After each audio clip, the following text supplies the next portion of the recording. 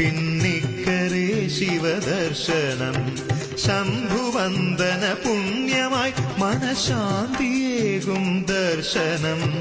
ബാവലിപ്പുഴയ്ക്കരെ പിന്നിക്കരെ Shivadarshanam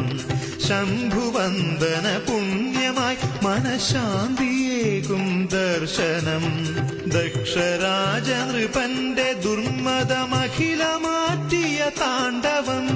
പ്രാണസഖിയാം സതിയറിഞ്ഞൊരു ദുഃഖമൊരുകിയ താണ്ഡവം